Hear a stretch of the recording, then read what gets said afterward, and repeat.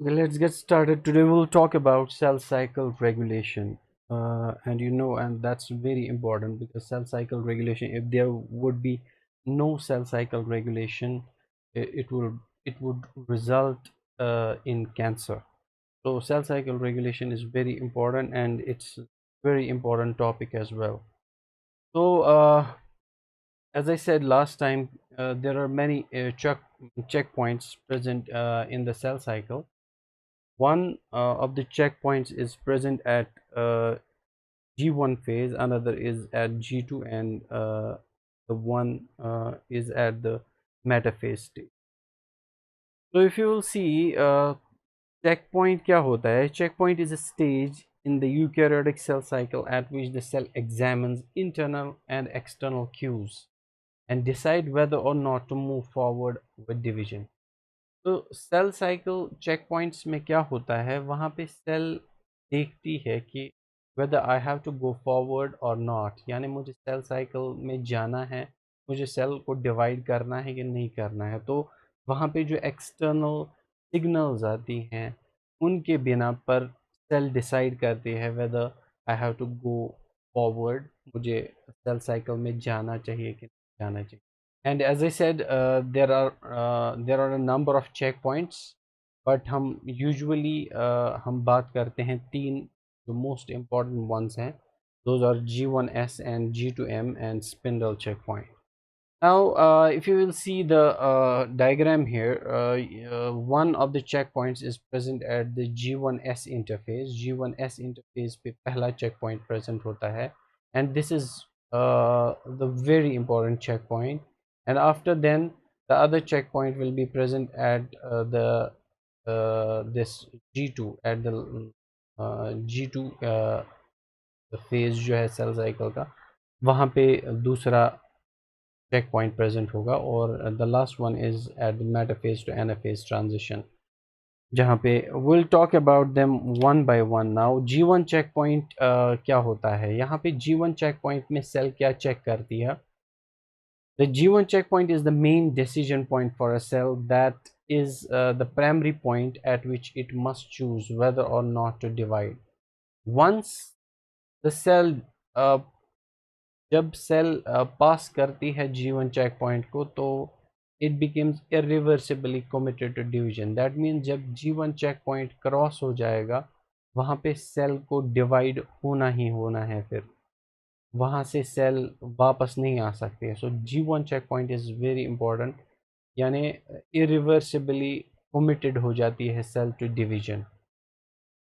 So that is bearing unexpected problems such as DNA damage. अगर DNA damage होगा या replication errors हो गए, a cell that possesses the G1 will continue the rest of the way through the cell cycle and produce two daughter cells. तो अगर cells G1 phase को पास करती है, that will be committed to the division, और उसके बाद वो divide करेगी ही करेगी। बाकी जो check points है वहाँ पे वो halt हो जाएगी, और cell check करेगी if there are some problems in for example DNA replication, या बाकी जो proteins है, cell का size proper है, वो चीज़ check करेगी cell कि अगर वो चीज़ें बराबर है तब जाके जो cell है लेकिन वो वहाँ पे divide करेगी ही करेगी जब G1 check point क्रॉस हो जाएगा। G1 चेक पॉइंट में क्या होगा, मेनली यहाँ पे सेल जो चेक करती है, one is the cell size, nutrients को चेक करती हैं, and growth factors are checked here, and the DNA damage. और DNA, if DNA damage will be there, तो उससे क्या होगा, जो यहाँ पे सेल डिवीजन है वो हॉल्ट हो जाएगा। बट आपको याद रखना है, मेनली जो G1 चेक पॉइंट में सेल चेक करती है कि मुझे आगे जाना है कि नहीं जाना है। तो these are the things which cell checks at the G1 checkpoint.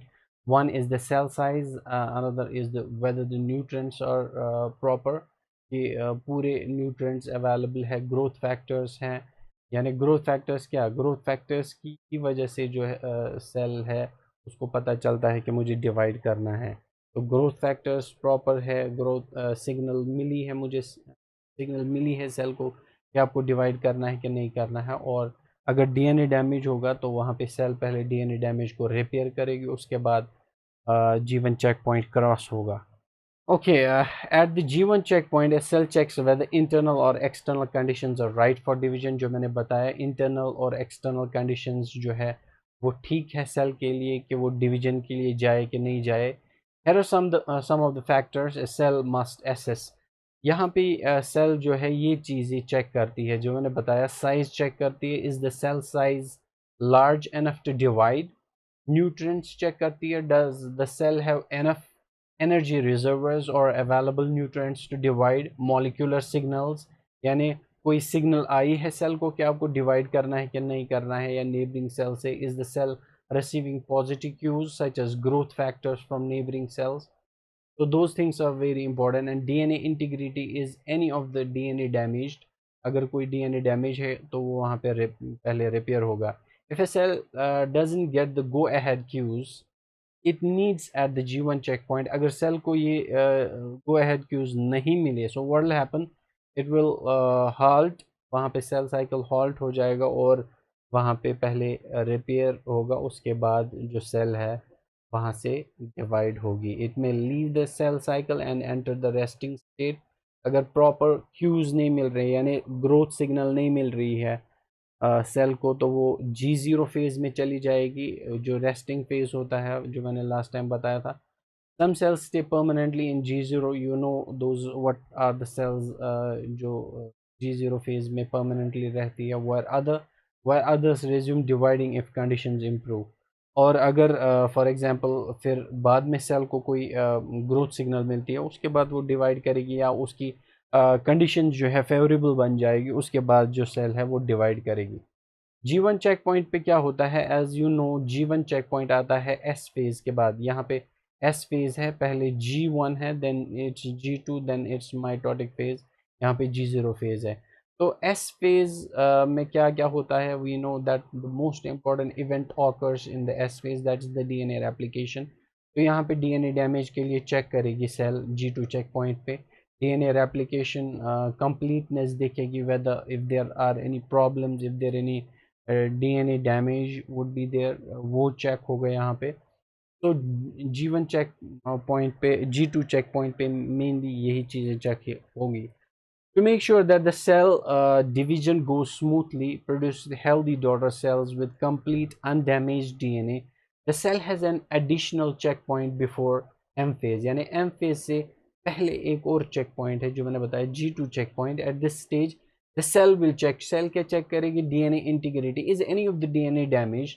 अगर कोई DNA damage होगा तो cell वहाँ पे डिवाइड नहीं करेगी, तो क्या करेगी, पहले वो वो चेक करेगी कि if any of the DNA is damage. अगर कोई डैमेज डीएनए होगा तो वहाँ पे सेल जो है डिवाइड नहीं करेगी. डीएनए रेप्लिकेशन चेक होगी कि डीएनए प्रॉपरली रेप्लिकेट हुआ है कि नहीं हुआ है. तो अगर अच्छे से रेप्लिकेट नहीं हुआ है तो वहाँ पे पहले रेप्लिकेशन एरर्स को चेक किया जाएगा, उसके बाद जो सेल है वो G2 चेक पॉइंट को क्रॉस करेगी.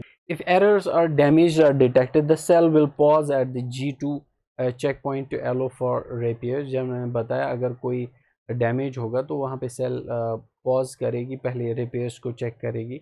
If the checkpoint mechanism detects problems with the DNA, the cell cycle is halted. कोई प्रॉब्लम होगी डीएनए में तो सेल साइकिल halt हो जाएगा and the cell attempts to either complete DNA replication or repair the damaged DNA.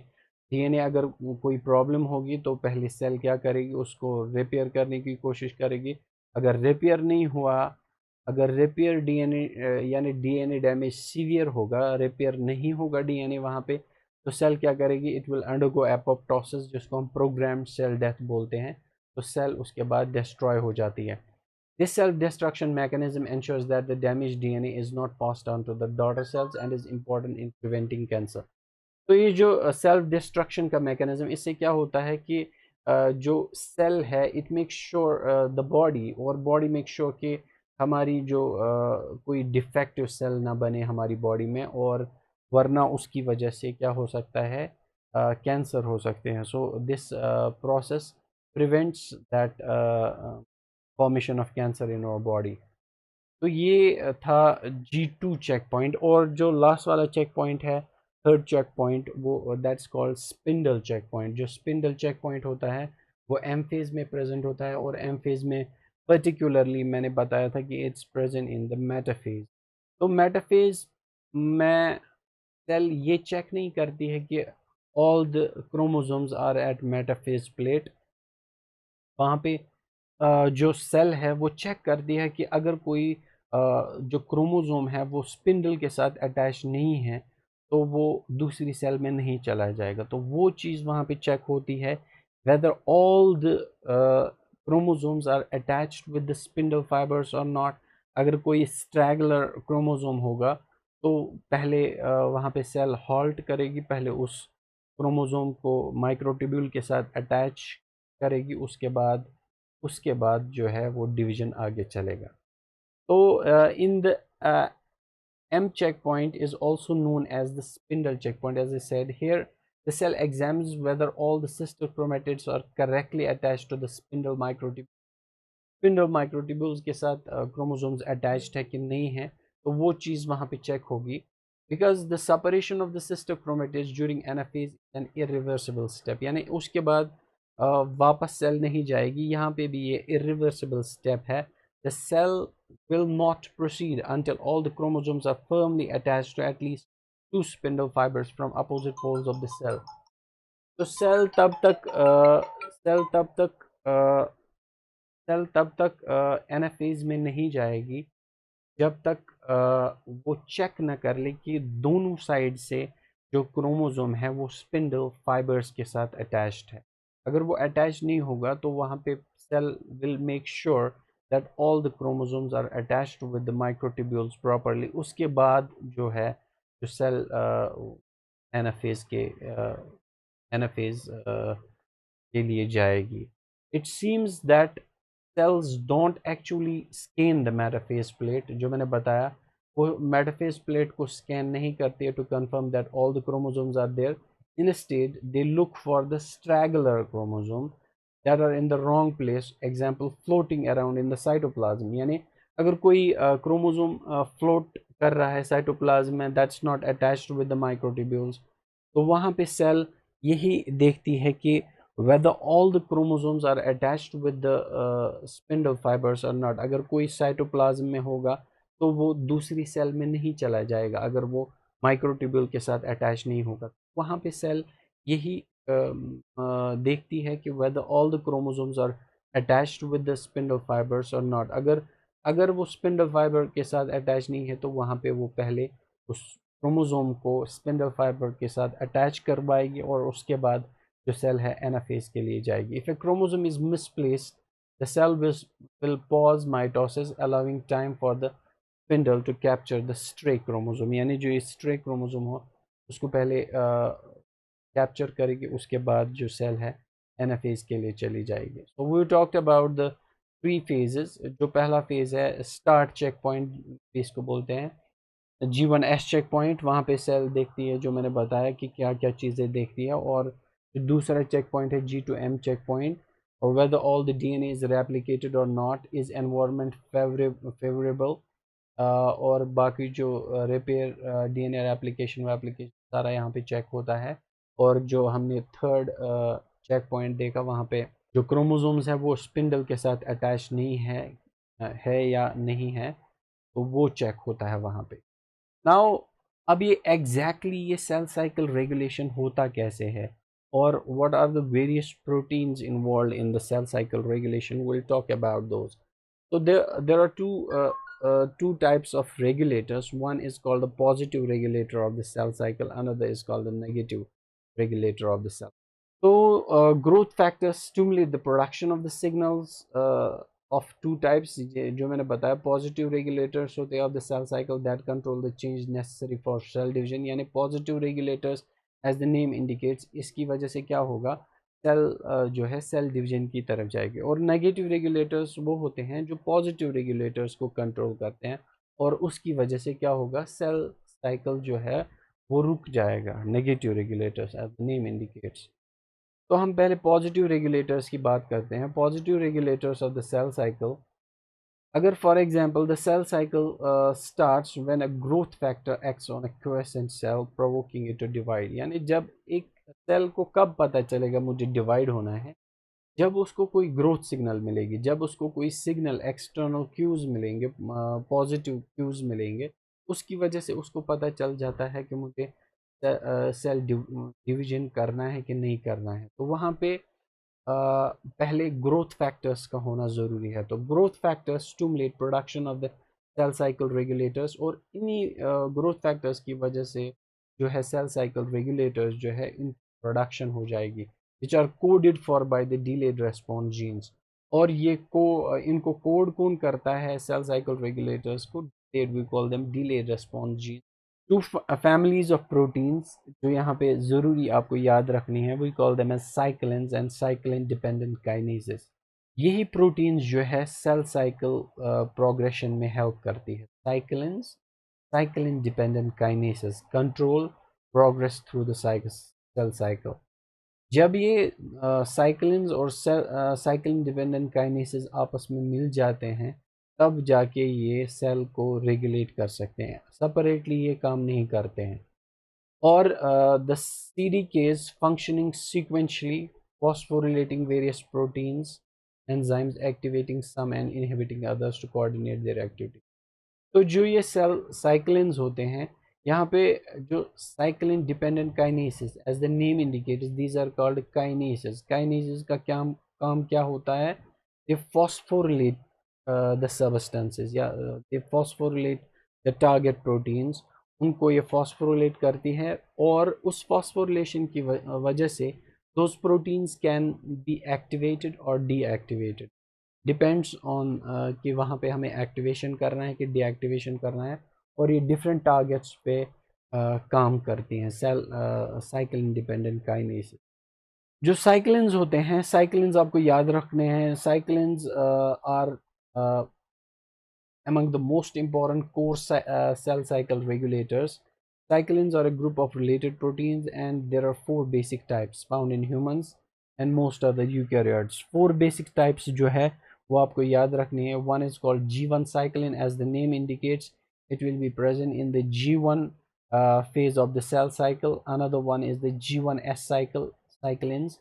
तो G1S cyclin यानी G1S transition पे जो चेक पॉइंट है वहाँ पे प्रेजेंट हो गया G1S साइक्लिन, और S cyclin will be present in the synthetic phase, and the M cyclins are present in the mitotic phase. So you have to remember all these cyclins, these are very important कि कौन कौन सा cyclin एक होता है, G1 cyclin, G1S cyclin, S cyclins and M cyclin. These are referred by other names as well, like cyclin A, B, ABCD से भी इनके नाम रखे गए हैं, and you have to remember those as well.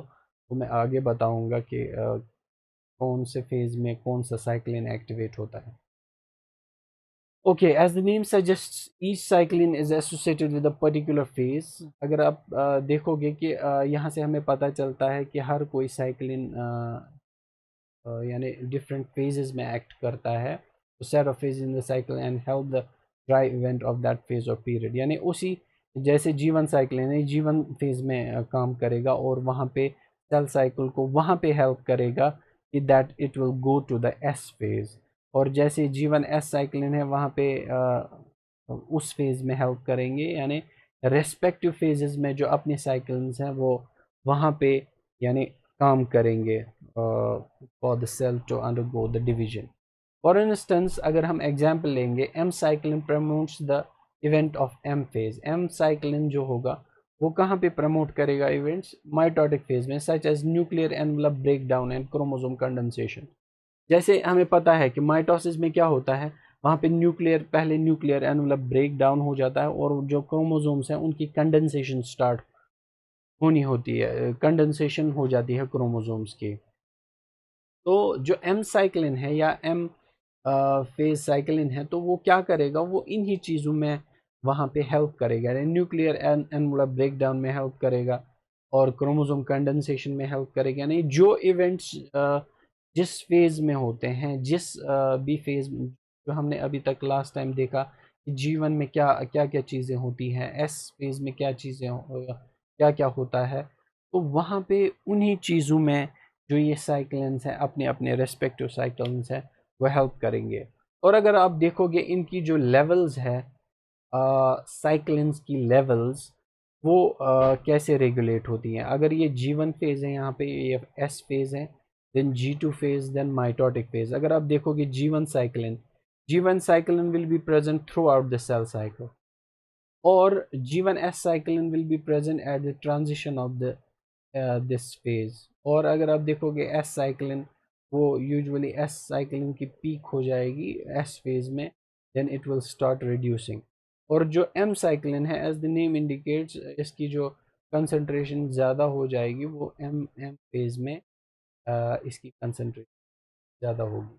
और आपको एक चीज़ याद रखना है, इनकी जो कंसंट्रेशन है, कंसंट्रेशन वो ओवरलैप करती है throughout the cell cycle. वो हम अभी देखेंगे आगे कि यानी अगर फॉर एग्जांपल अभी G1S साइक्लिन है, तो ये फिर डिग्रेड होना स्टार्ट हो जाएगा, क्योंकि इसकी जो ज़रूरत है अब S फेज़ में या G2 फेज़ में नहीं पड़ेगी। वैसे ही सेल साइकिल की कंसंट्रेशन डिक्रीज हो जाएगी एम फेज में। तो इनकी डिस्ट्रक्शन करवानी है वहाँ पे, वो कैसे होती है वो हम अभी will talk about that later on. अब इनके साथ अभी तक हमने बात की साइक्लिन्स की। अगर आप देखोगे हमने अभी तक सिर्फ बात की साइक्लिन्स की। अब साइक्लिन्स खुद अकेले काम नहीं करते हैं। They will not work alone. They should be present in combination with the cyclin dependent kinases. Those are the other proteins which will be present in the during the cell cycle।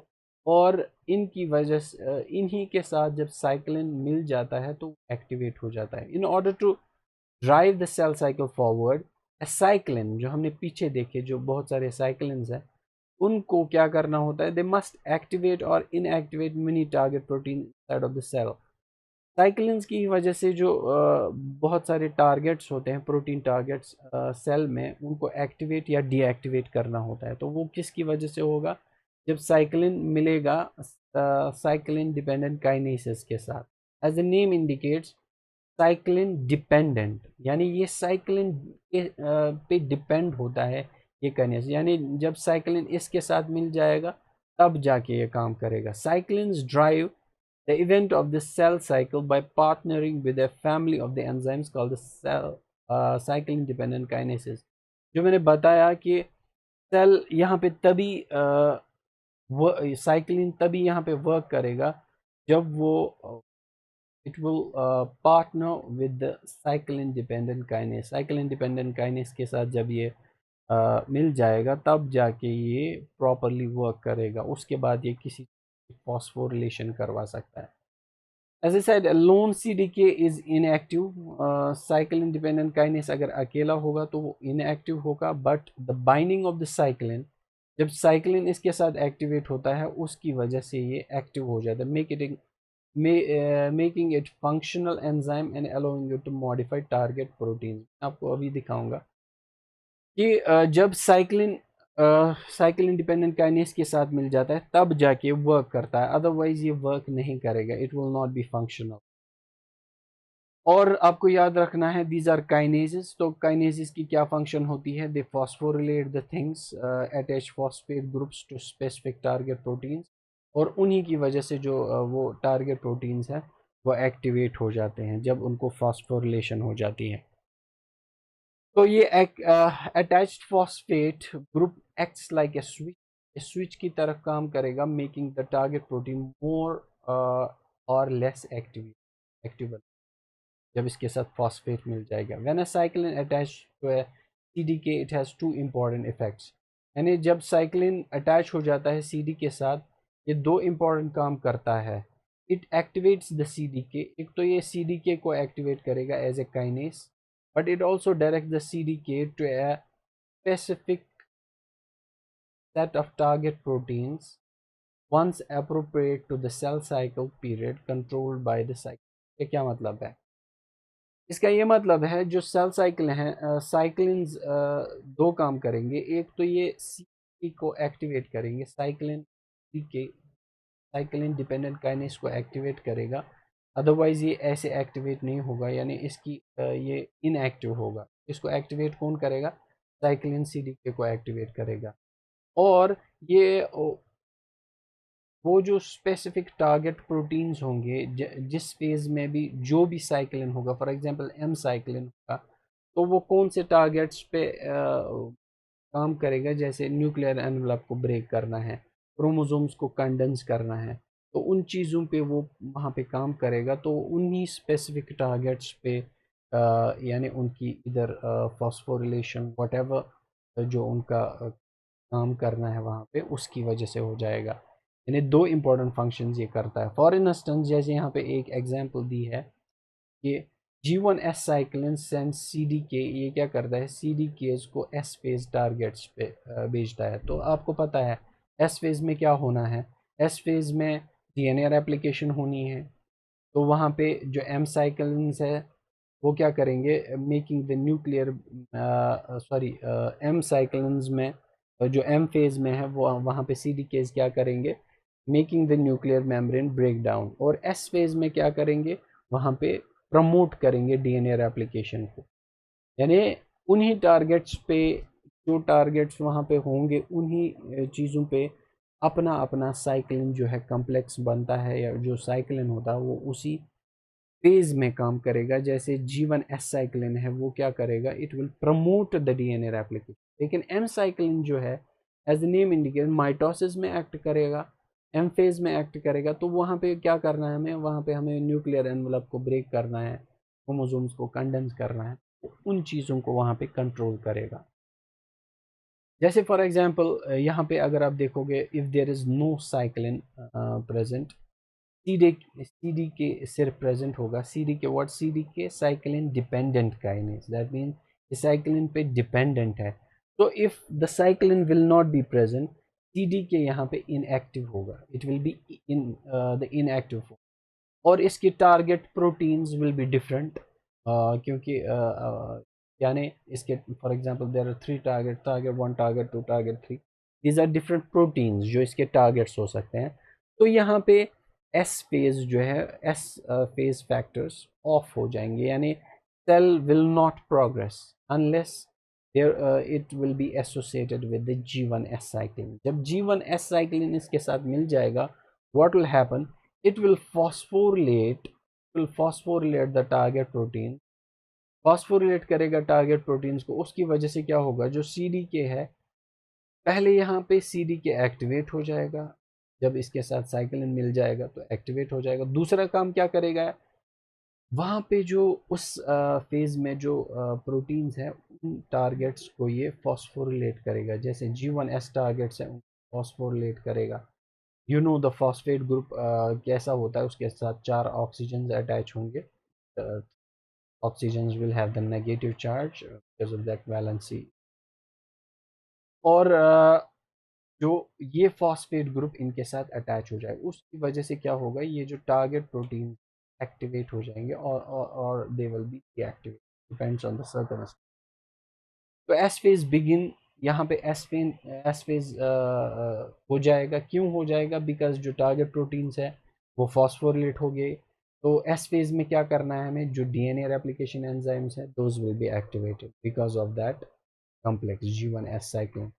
तो वहाँ पे S phase हो जाएगा because of those CDK G1S cyclin. और आपको याद रखना है जो CDK की जो कंसंट्रेशन होती है, it remains constant throughout the cell cycle. जैसे हमने साइक्लिन्स का देखा, साइक्लिन्स की जो कंसंट्रेशन है वो वेरी होती है in different phase of the cell cycle, लेकिन CD के जो के की जो कंसंट्रेशन है वो कांस्टेंट रहती है throughout the cell cycle. And CDKs are of different types as well, CDK 1 2 3 4 वैसे इनको नाम दिया गया है। तो यहाँ पे ये जो डायग्राम है, this is very important and you have to remember it very well. यहाँ से बहुत सारे क्वेश्चंस पूछे जाते हैं। तो अगर आप देखोगे जो हमने वहाँ पे देखा एम साइक्लिन, अब उन्हीं को नाम दिया गया है ABDE साइक्लिन से, ठीक है। तो यहाँ पे आप याद रखोगे, अगर आप देखोगे आप ये याद कैसे रखोगे? Let me tell you one trick जो मैंने अपने लिए रखी थी। याद कैसे रखेंगे इसको, कहाँ पे कौन सा साइकिलिन एक्टिवेट होता है। जैसे एस फेज है, S phase is the most important phase of the cell cycle. तो यहाँ पे साइकिलिन ए, एस फेज क्योंकि इंपॉर्टेंट है, यहाँ से आप याद रखोगे मुझे एस फेज से स्टार्ट करना है क्योंकि वहाँ पे रेप्लिकेशन स्टार्ट होती है। तो वहाँ पे साइकिलिन ए पहले यानी साइक्लिन ए एक्टिवेट हो जाता है, वहाँ पे साइक्लिन ए होता है। और G2 फेज़ में भी साइक्लिन ए ही होता है। और उसके बाद ए के बाद क्या आता है, बी सीधे। तो साइक्लिन बी फिर एम फेज़ में स्टार्ट होगा क्योंकि G2 फेज़ के बाद एम फेज़ आता है। तो एम फेज़ में साइक्लिन बी एक्टिवेट होगा, बी होगा और CDK1। यानी जब ये आपस में कॉम्प्लेक्स बनाएंगे तब जाके ये वहाँ पे उन टारगेट्स पे एक्ट करेंगे। तो आपको याद रखना है एस फेज़ में कौन सा साइक्लिन होगा, साइक्लिन ए CDK2 कॉम्प्लेक्स। और G2 फेज़ में साइक्लिन ए CDK1 कॉम्प्लेक्स और cyclin B CDK1 in M phase. और G2 के बाद आपको C को छोड़ना है, C इज़ नॉट हेयर। तो सी किसी काम पे गया है, तो यहाँ पे साइक्लिन डी है G1 में। तो साइक्लिन डी CDK4, यहाँ पे दो CDKs आते हैं, CDK4 है और CDK6। और डी के बाद आता है ई, तो साइक्लिन ई आता है G1S ट्रांजिशन पे, G1S ट्रांजिशन पे साइक्लिन ई और CDK2 कॉम्प्लेक्स बनता है। तो ये आप सी डी के 1 2 3 उतना मसला नहीं है याद रखने का। पहले 2 फिर 1 फिर 1 फिर 4 6 एंड देन 2 अगेन। तो लेकिन यहाँ पे साइक्लिन्स आप ऐसे याद रख सकते हो क्योंकि S phase is the most important, वहाँ पे रेप्लिकेशन होती है। तो वहाँ पे साइक्लिन ए से स्टार्ट करोगे आप, cyclin A then cyclin A again in G2, then M phase में बी साइक्लिन क्योंकि ए के बाद बी आता है, देन सी किसी काम पे गया है, और then cyclin D in the G1 and then cyclin E in the G1S transition. तो ये इससे थोड़ा बहुत आपको आसान होगा याद रखने में। तो these cyclins are very important for these events to occur। जो भी phases होते हैं अब सेल साइकिल में इन्हीं की वजह से होते हैं, तो ये आपको याद रखना ज़रूरी है, very important. Okay, in general CDK levels जो मैंने बताया, CDK levels remain relatively constant across the cell cycle, but CDK activity and target proteins change. यानी CDK एक्टिविटी जैसे एम फेज में एक्टिविटी होगी, CDK को किसी प्रोटीन पे एक्ट करना होगा, वहाँ पे जो प्रोटीन होगा वो डिफरेंट होगा as compare to the CDK that has to act in the S phase. S phase में जो CDK का टारगेट होगा that will be different protein, in M phase it will be the different protein। तो वही बात यहाँ पे बोल रहे हैं change as level of the various cyclins rise and fall। और मैंने बताया था कि आपको जो cyclins है उनकी लेवल जो है और rise and fall हो जाती है, it raises in that phase and falls after that। In addition to needing a cyclin partner, CDKs must also be phosphorylated on a particular site in order to be active, and may also be negatively regulated by phosphorylation of other sites। तो CDK को activate करने के लिए उसकी phosphorylation होनी ज़रूरी है on a particular site in order to be active. जो मैंने बताया, जब इसकी फॉस्फोरिलेशन हो जाती है CDK की, तब जाके एक्टिवेट होता है। एंड में ऑल्सो बी नेगेटिवली रेगुलेटेड, और ये नेगेटिवली भी रेगुलेटेड हो सकता है फॉस्फोरिलेशन की वजह से, जब फॉस्फोरिलेशन इसकी दूसरी साइट्स पे हो जाएंगी। ठीक है, okay. After then we have to talk about the maturation promoting factor। maturation promoting factor क्या होता है? maturation promoting factor a famous example of how cyclins, ये एक example है कि cyclins और CDKs कैसे work करते हैं in the transition of various phases। इसको बोलते हैं, उसको बोलते हैं maturation promoting factor। a famous example of how cyclins and CDKs work together to control cell cycle transition is that of maturation promoting factor। यानी cell cycle CDKs कैसे काम करते हैं, उसके लिए एक बेहतरीन एग्जाम्पल है से आपको पता चलेगा कि कैसे काम होता है। लाइक ए टिपिकल साइक्लिन, जैसे साइक्लिन मैंने बताया, जो एम साइक्लिन है ये क्या करेगा, stage at low levels for much of the cell cycle. इसकी ज़रूरत कहाँ पे है हमें, साइक्लिन, एम साइक्लिन की ज़रूरत है हमें एम फेज़ में।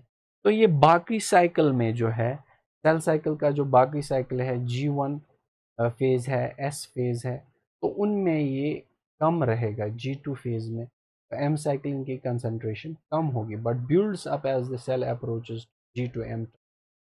यानी जब अब G2M ट्रांजिशन होना है, यानी G2 से M फेज़ की तरफ सेल को जाना है, वहाँ पे एम साइक्लिन की कंसंट्रेशन जो है वो इंक्रीज हो जाएगी, क्योंकि हमें इसी फेज़ में साइक्लिन की ज़रूरत है, एम साइक्लिन की ज़रूरत।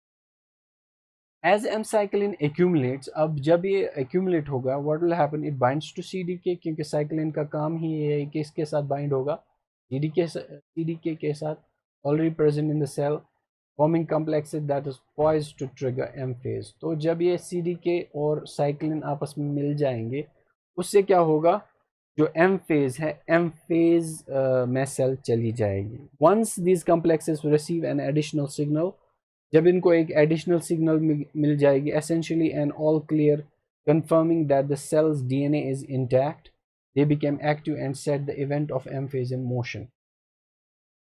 तो इससे क्या होगा, यहाँ पे जब एडिशनल सिग्नल मिलेगी सेल को, यानी उसको कोई ग्रोथ फैक्टर मिल गया कि आपको डिवाइड करना है, उसके बाद जो सेल है वो यहाँ पे एम फेज में चली जाएगी। तो मैचुरेशन प्रमोटिंग फैक्टर जो है, अगर आप यहाँ पे देखोगे एम साइक्लिन, जब ये CDK के साथ बाइंड होगा तो वहाँ पे जो इसके टारगेट प्रोटीन्स होंगे वो डिफरेंट होंगे। कौन से डिफरेंट होंगे, जैसे एम एम फेज में हमें क्या करना है, न्यूक्लियर एनवलप को ब्रेक करना है, तो वहाँ पे उन जैसे लैमिन्स होते हैं प्रोटीन्स न्यूक्लियर एनवलप में, उनको फॉस्फोरिलेट करेगी और उसके बाद जो है उनको डिग्रेड कर देगी, और न्यूक्लियर एनवलप जो है वो ब्रेक हो जाएगा। लाइकवाइज CDK कैसे एक्टिवेट होगा, जब इसके साथ एम साइक्लिन अटैच होगा, M cyclin will attach with the CDK और it will phosphorylate the different target proteins, target 1, target 2 and target 3। तो M phase targets will be phosphorylated. What will happen? M phase begins. M phase begin हो जाएगा. It will begin now because spindle will form, chromosomes will condense और nuclear membrane जो है वो break down हो जाएगा। तो यहाँ पे आपको याद रखना है कि जो M maturation promoting factor है वो क्या करता है। maturation promoting factor जो है उसकी वजह से जो है phosphorylation हो जाती है टारगेट प्रोटीन्स की, और उसकी वजह से जो स्पिंडल्स हैं वो बन जाते हैं, क्योंकि हमें सेल को अब डिवाइड करना है, स्पिंडल्स की ज़रूरत पड़ेगी। क्रोमोसोम्स को कंडेंस करना है क्योंकि हम माइटोसिस फेज़ में हैं। न्यूक्लियर मेम्ब्रेन को ब्रेक करना है क्योंकि सेल को डिवाइड करना है।